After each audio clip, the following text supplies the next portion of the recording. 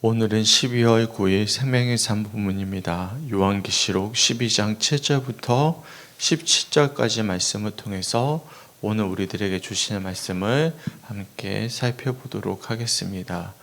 우리가 어제 오후 예배 시간에 우리가 요한계시록 12장 1절부터 6절까지 말씀을 살펴보았습니다.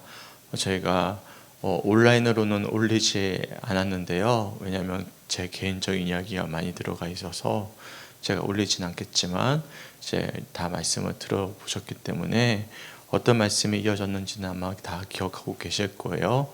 우리가 요한계시록에는 크게 세 가지 심판이 등장합니다.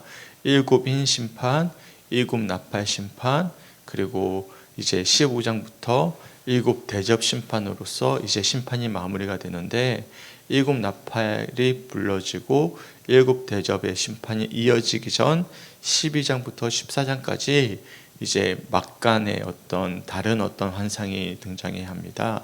이 등장하는 환상은 지금 이 현재 상황 속에 처해져 있는 소아시아 일곱 교회를 대표한 지금 현재 교회의 상황들, 이미와 아직 사이에 처해 있는 교회에 주어지는 환상임을 우리들이 어제 말씀을 통해서 살펴보았습니다.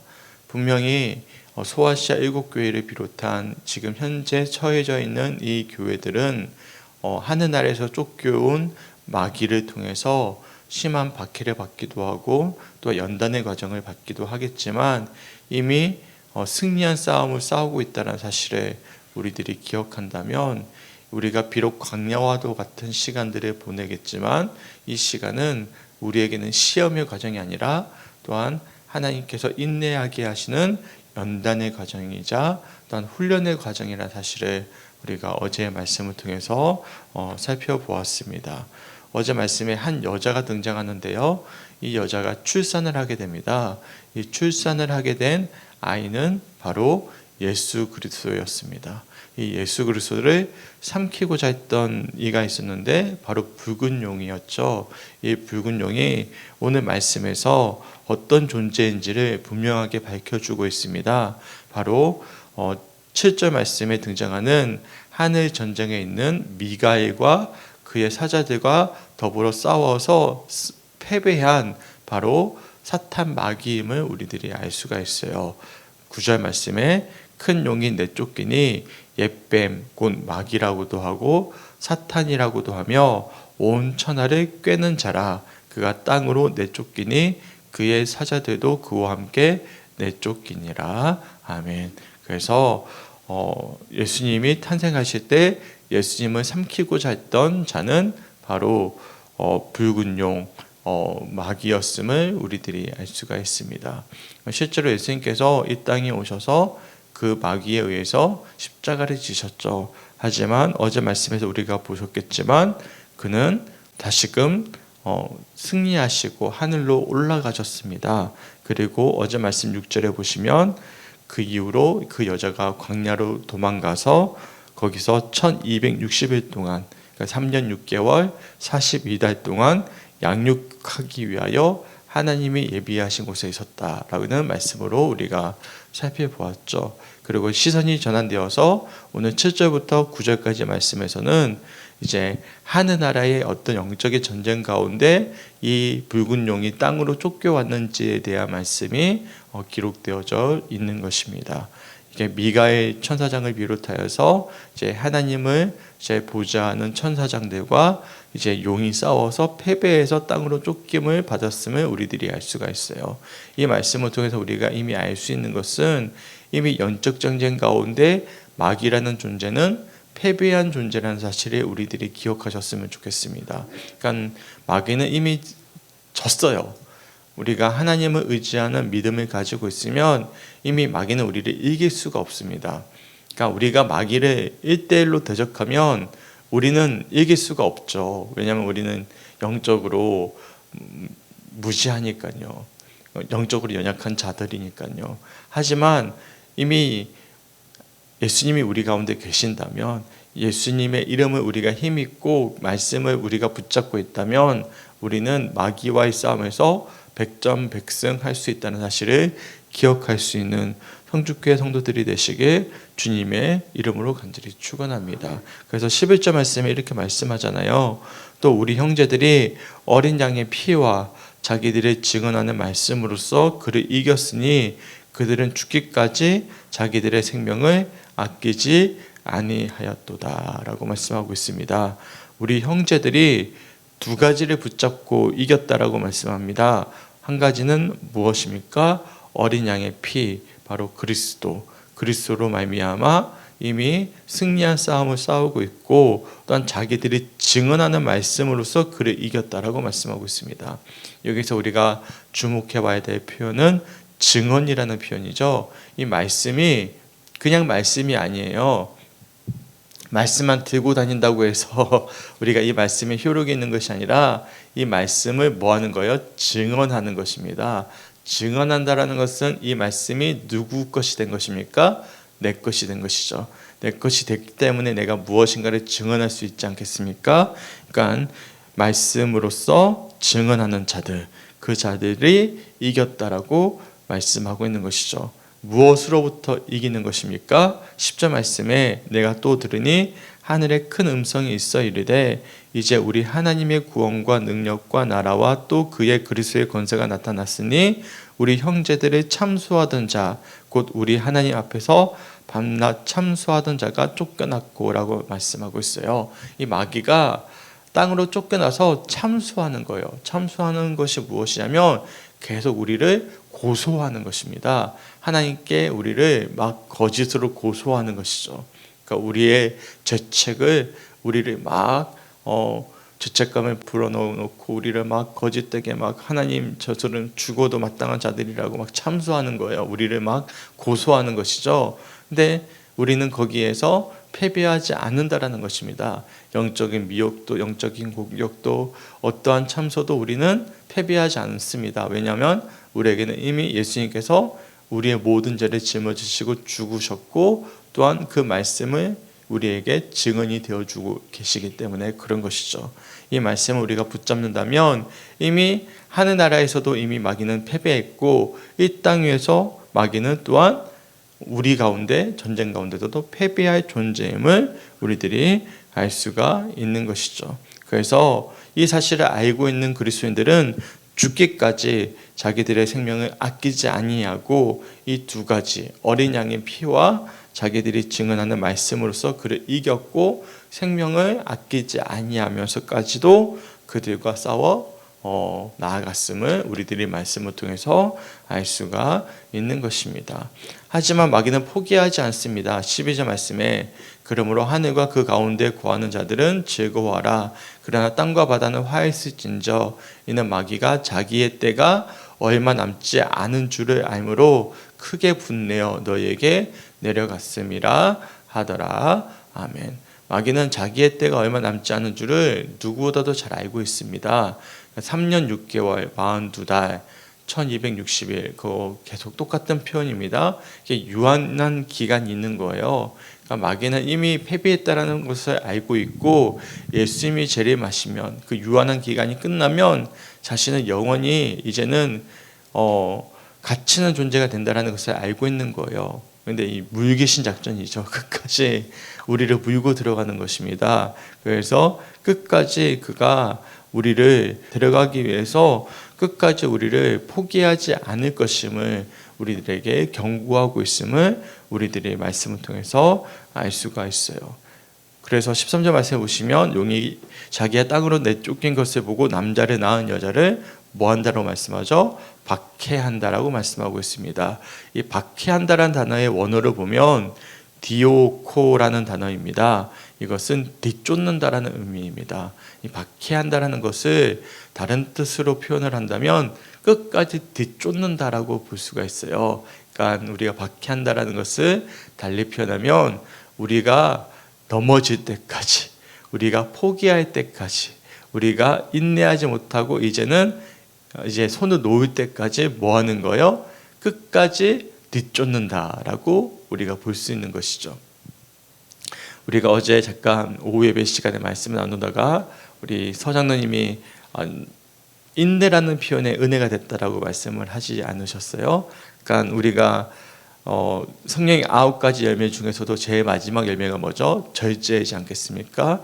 마찬가지로 우리가 끝까지 인내하는 것, 이게 굉장히 믿음에 있어서 정말 중요한 자세거든요. 왜냐하면 박해한다라는 의미에는 끝까지 뒤쫓는다라는 의미를 담고 있기 때문에 그렇습니다. 그러니까 마귀는요, 포기하지 않고 끝까지 우리가 넘어질 때까지 뒤쫓아오는 것입니다.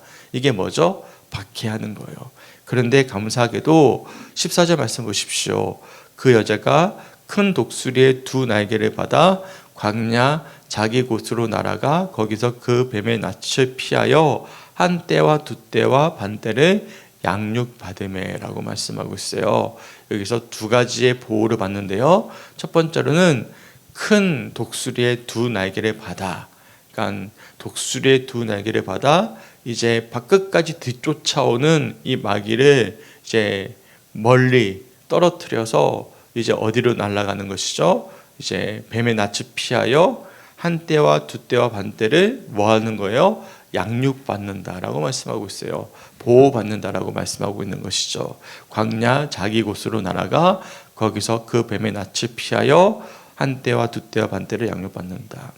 광야라는 곳이 결국에는 하나님의 보호를 받는 곳임을 또한 우리들이 알 수가 있는 것이죠. 우리가 광야라는 곳이 되돌아본다면 무조건 나쁜 곳은 아닌 것임을 또한 우리들이 알 수가 있습니다. 이스라엘 백성들이 비록 광야 생활의 42년의 생활이 고단한 생활이었지만 생각해보면 또한 감사한 생활이기도 했어요. 왜냐하면 낮에는 구름 기둥으로, 밤에는 불 기둥으로, 또한 날마다 만나와 메추라기를 내려주시면서 먹을 것을 먹여주시고 그들을 인도해 주지 않으셨습니까? 그런데 가나안 땅에 들어가는 그 즉시 그 모든 것들이 사라지고 스스로 그 모든 것들을 경작해야만 하진 않았습니까? 그러니까 광야라는 곳이 하나님이 끝까지 우리를 보호해 주시는 장소이기도 합니다. 그러니까 우리가 시험과 어려움 가운데 처해 있다면 그 상황이야말로 지금 하나님이 우리를 보호해 주시는 절호의 시간이라는 사실을 또한 우리가 역설적으로 또한 묵상해 볼 수 있다는 사실을 기억하셨으면 좋겠고, 또한 그 시간이야말로 하나님으로부터 보호받는, 양육받는 시간이라는 사실을 기억하셨으면 좋겠어요. 특별히 한 때, 두 때, 반 때를 합치면 이것도 3년 6개월입니다. 네, 한 때, 두 때, 반 때. 이거 합치면 3년 6개월을 뜻하는 표현이거든요. 그래서 이게 계속 반복되죠. 3년 6개월, 42달, 1260일. 이게 계속 반복되는 한때, 두때, 반때도 똑같은 의미입니다. 그래서 이게 유한한 기간이 있다. 그러니까 너희가 받는 고난은 영원하지 않다.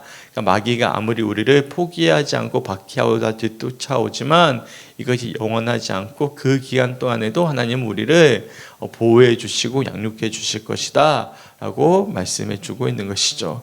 그럼에도 불구하고 이 뱀은 포기하지 않습니다. 우리를 어떻게 하려고 하는 것이죠? 물을 강같이 토하여, 그 입에서 물을 강같이 토하여 떠내려가게 하는 것이죠. 소장케 하시는 것입니다. 땅이 여자를 도와 그 입을 벌려 용의 입에서 토한 강물을 삼키고자 하는 것입니다. 도와주는 것이죠. 그러니까 입에서 물을 강같이 토한다, 이것을 우리가 달리 표현한다면 이제 말로써 우리를 삼켜버리는 거예요. 그러니까 입에서 삼킨다라는 것은 이제 말로써 우리를 미혹해서 삼켜버리는 것이죠. 그러니까 우리가 이제 어떤 말의 미혹에 넘어지는 경우들이 참 많지 않겠습니까? 모든 우리 어떤 영적인 미혹은 말에서부터 시작되는 것 아니겠어요? 말이 강물처럼 터져 나와가지고 미혹되는 것. 어제 쿠키 만들 때 한 분이 우리 성도님들에게 이단에 대해서도 가르쳐야 되지 않을까요? 라고 이제 이야기해 주시더라고요. 이게 맞는 말이기도 합니다. 근데 저도 이단을 잘 몰라요. 그래서 저도 공부를 해야 됩니다. 그래서 안식교는 어떤 것이 문제인가, 신천지는 뭐가 문제인가. 제가 공부를 해야만 저도 알 수가 있기 때문에 그들이 어떤 교리를 가르치는지 저도 자세히는 잘 모르거든요. 그래서 조만간 그런 시간들을 가지면 좋겠구나라는 생각도 들긴 합니다. 여하튼 그러긴 한데요. 여하튼 말로써 이어지는 유혹들, 이단들의 어떤 미혹들을 우리가 주의해야 됨을 우리들이 기억해 보셔야 됩니다. 하지만 중요한 사실은 땅이 여자를 도와 그 입을 벌려 용의 입에서 토한 강물을 삼켜주신다. 하나님이 보호해 주실 것임을 우리들이 말씀을 통해서 알 수가 있어요. 이처럼 이 여자, 이 교회 공동체를 절대 이길 수가 없는 거예요. 그러자 이 용이 어떻게 하냐면 분노하여 이 여자에게 분노하여 돌아갑니다. 그리고 나서 이제는 누구를 공격하기 시작하면 공동체를 무너뜨릴 수 없으니까 교회는 이길 수가 없는 거예요. 그러니까 교회에 남은 자손들, 그러니까 성도들을 이제 개별로 공격하기 시작합니다. 그러니까 우리가 뭐가 필요한 것입니까? 공동체를 이루는 것이 무엇보다도 중요한 거예요. 아니 굳이 내 혼자 신앙을 지키면 되지 뭐 교회가 왜 필요해요? 그런 분들 계시지 않습니까? 실제로도 그래서 스스로 혼자서 온라인으로 예배를 들으시고 아니면 그냥 말씀을 보시면서 스스로 개인으로 믿음을 지키는 분들이 계시는데 그런 분들 중에 믿음이 막 그렇게 건강하거나 충만하신 분들 보신 적 있으세요? 그렇게 많지 않거든요. 혼자 믿음 지키기 어렵습니다. 혼자 미혹과 영적인 어떤 싸움을 이기기가 사실 불가능에 가깝습니다. 마찬가지입니다. 왜냐하면 이제 용이요 교회를 이길 수 없으니까 이제 누구를 공격하냐면 개별로 공격하기 시작합니다. 이제 이어지는 말씀 이제 17절 이하로 쭉 이어지거든요. 17절 말씀 한번 읽어보겠습니다. 용이 여자에게 분노하여 돌아갑니다. 이제 여자를 이길 수가 없는 거예요. 교회 공동체를 이길 수가 없는 거예요. 그러니까 그 여자의 남은 자손, 그러니까 개별이죠. 성도들이에요. 곧 하나님의 계명을 지키며 예수의 증거를 가진 자들과 더불어 싸우려고 바다 모래 위에 서 있더라라고 말씀하고 있습니다. 이 용이 처음에는 누구를 삼키려고 하죠? 예수님을 삼키려고 합니다. 패배했어요. 그러니까 이제 누구와 싸우죠? 하늘나라에 있는 천사장 미가엘과 싸워서 어떻게 합니까? 패배합니다. 이제는 누구와 싸웁니까? 여자와 싸웁니다. 교회와 싸우죠. 싸웠는데 결국에는 하나님의 보호 아래 싸워서 누가 이깁니까? 교회가 보호하심을 받아서 이깁니다. 그러니까 이제 누구를 이제 공격하기 시작합니까? 개별로, 개인으로 공격하기 시작하는 거예요. 이제 우리 장로님, 권사님 개별로 이제 공격하기 시작하는 것이죠. 저를 공격하기 시작하는 거예요. 그 말씀이 이제는 이어지는 이제 18절부터 해서 쭉 이제 13장부터 18절이 아니네요. 13장부터 해서 쭉 이어지게 되는 것입니다. 우리 그 말씀들은 이제 내일 말씀부터 해서 쭉 살펴보도록 하겠습니다. 우리가 기억하셔야 될 것은 이미 우리는 승리한 싸움을 싸우고 있습니다. 믿으십니까? 그리고 승리한 싸움 가운데 우리가 싸우고 있다는 사실, 그 두 가지 어린 양의 피와 우리가 증언으로 고백하고 있는 이 말씀을 붙잡고 승리한 싸움은 교회 공동체는 싸우고 있다는 사실을 기억하셨으면 좋겠고, 그렇기 때문에 이 마귀는 이제는 누구를 공격하는 거예요? 이제 개별로 공격해 오기 시작한다는 사실을 우리들이 또한 주목해 보시면서 내 말씀을 또한 기억해 보셨으면 좋겠습니다. 그래서 우리가 예수님을 의지하지 않는다면, 나 혼자 싸운다면 이길 수가 없겠죠. 하지만 우리가 교회 공동체에 소속되어져서 예수님을 부르짖고 함께 예배한다면 우리는 절대 질 수가 없습니다. 왜냐하면 이미 승리한 싸움을 싸우고 있기 때문에 그런 것이죠. 소망하기는 그 믿음을 가지고 날마다의 믿음의 싸움 가운데, 오늘 하루의 삶 가운데 또한 승리해 나갈 수 있는 우리 사랑하는 성주교회 성도들이 되시길 주님의 이름으로 간절히 축원합니다. 아멘. 마음 가운데 또한 우리의 어떤 영적인 어떤 심령 가운데 어떤 유혹과 미혹과 어떤 어려움이 계십니까? 그러면 예수님의 이름을 부르십시오. 또한 말씀을 의지하십시오. 그러면 절대 마귀는 우리를 흔들어낼 수가 없습니다. 문제는 무엇입니까? 우리가 의지하지 않는 것이죠. 내 생각과 내 의지에 머물러 있는 것이 문제인 것입니다. 예수님의 이름을 부르세요. 그럼 우리는 반드시 물리칠 수 있습니다. 담대해질 수 있습니다. 우리는 바로 설 수 있습니다. 믿으십니까? 우리 교회도 마찬가지입니다. 우리 교회도 당연히 영적인 시험 굉장히 심한 교회이지만 우리가 예수님의 이름을 부르짖고 우리가 그 믿음 안에 바로 설 때면 우리가 승리해 나갈 수 있다는 사실을 기억할 수 있는 성주교회 성도들이 되시길 주님의 이름으로 간절히 축원합니다. 아멘. 함께 기도했으면 좋겠습니다. 월요일은 대한민국을 위한 기도입니다. 첫 번째, 현재 처한 대한민국의 위기 앞에 애통하며 기도하게 하시고 어느 한 집단의 사욕 때문에 나라가 흔들리지 않도록. 두 번째, 무너진 정의에 대해 분노로 그치지 않게 하시고 온 국민이 하나 되어 책임감을 느끼며 올바른 질서를 세울 수 있도록. 세 번째, 어떤 감정과 선동에 이끌리지 않고 우리가 무엇을 해야 하는지 하나님께 더욱 간구하도록 함께 우리나라를 위해서 기도해 주셨으면 좋겠습니다. 사실 우리나라가 굉장히 큰 위기 가운데 처해 있습니다. 이것은 좌우 진영을 떠나서 아마 오늘 월요일 날 증권 시장이 오픈이 되게 되면 아마 굉장히 큰 파동이 일어나고요. 이미 환율은 굉장히 많이 오르기 시작했습니다. 어쩔 수가 없어요. 이미 대통령을 지지하든 하지 않든 일단 대통령이 큰 실책을 했기 때문에 나라의 큰 기반이 이제 외국인들로부터 이제 크게 신뢰받지 못하게 된 상황이 되어져 버렸기 때문에 앞으로 이것을 어떻게 수습하는지가 굉장히 중요합니다. 중요한 사실은 이제 좌우 진영을 떠나서 나라를 위해서 기도해 주셨으면 좋겠습니다. 저는 며칠 동안 잠을 못 이룰 만큼 굉장히 속상했는데요. 그런 분들이 계셔요. 목사님은 어떻게 생각하십니까? 물어보지 마십시오. 저는 정치적인 의견을 이야기하지 않겠습니다. 하지만 나라를 위해서 지금 기도하고 있다는 사실을 기억해 주시고 마음 아픈 마음으로 우리가 어디에 서 계시든지 대통령 위에 기도하시든지 아니면 대통령이 아니라 반대편에서 기도하시든지 중요한 사실은 같은 마음이에요. 나라를 위해서 기도해 주셨으면 좋겠습니다. 이 하나님의 나라를 위해서, 우리나라를 위해서 기도해 줄 수 있는 우리 사랑하는 성주교회 성도들이 되시길 주님의 이름으로 간절히 축원합니다. 아멘. 우리 함께 기도하겠습니다. 주님, 이 시간 간절히 기도합니다.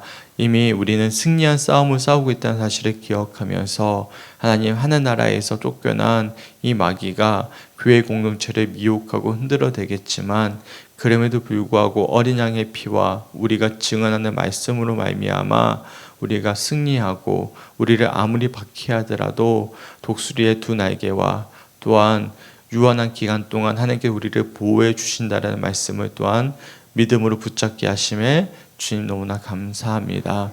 하나님, 우리가 그 예수님의 이름을 힘입어서 또한 우리가 증언하는 말씀에 힘입어서 날마다 우리 가운데 주어진 영적인 전쟁 가운데 승리해 나갈 수 있는 우리 사랑하는 성주교회 성도들 될 수 있도록 주님 인도하여 주시옵소서. 또한 간절히 기도하기는 우리 교회 공동체가 얼마나 중요한지를 돌아보게 됩니다. 교회 공동체를 이기지 못하자 마귀가 또한 더 이어서 교회의 개별 성도들을 공격해 올 것임을 또 말씀을 통해 묵상해 볼 터인데 이 교회를 소중히 여기게 하시고 이 교회 공동체를 위해서 또한 중보하며 기도할 수 있는 오늘 하루 또한 우리 성주교회 성도들이 될 수 있도록 인도하여 주시옵소서.